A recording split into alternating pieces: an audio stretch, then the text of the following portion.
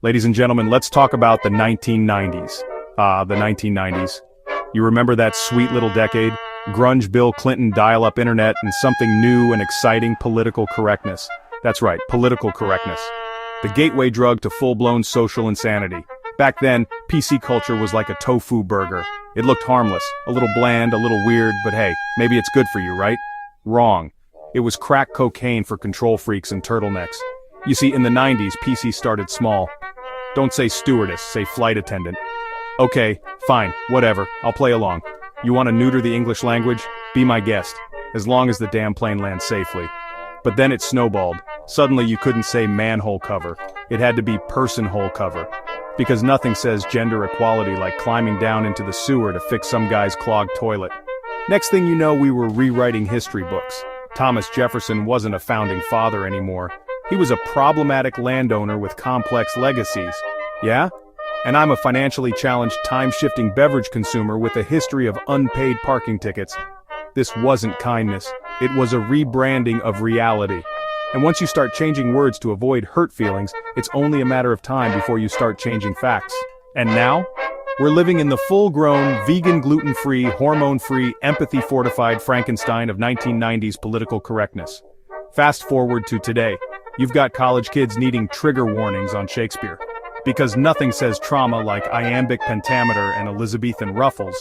You've got blue-haired activists on TikTok identifying as cat gender and demanding litter boxes in schools. All because 30 years ago, we didn't want to hurt anybody's feelings by saying chairman. See, political correctness didn't stop at inclusive language. It metastasized into a religion.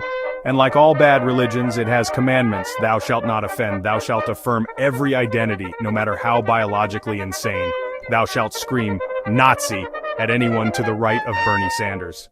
And here's the punchline, folks. The people who pushed political correctness were liberal elites.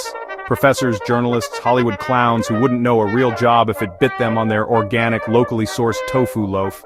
They taught a whole generation to worship feelings instead of facts. Now we've got grown adults screaming at waiters because their oat milk latte wasn't stirred with enough non-toxic intention. You know what happened? We replaced freedom of speech with freedom from discomfort. We turned adults into toddlers with Wi-Fi. And the Democrat Party? Oh, they inhaled that stuff like Hunter at a crack buffet. This is why we have 40-year-olds in Congress who think the American flag is oppressive, but Karl Marx is misunderstood. This is why your taxes pay for diversity coordinators at the DMV, but our borders look like a Walmart on Black Friday. This is why a Supreme Court nominee can't define what a woman is.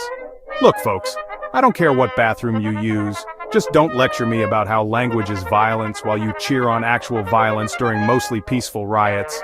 In the 90s, we thought political correctness would make society kinder.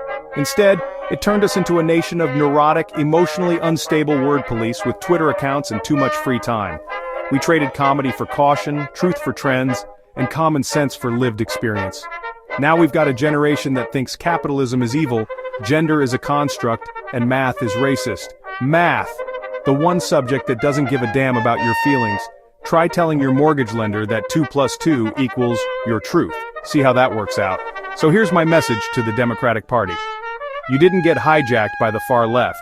You raised them. You breastfed them soy milk and told them the world owed them something. You built a safe space and now you're locked inside it with the lunatics.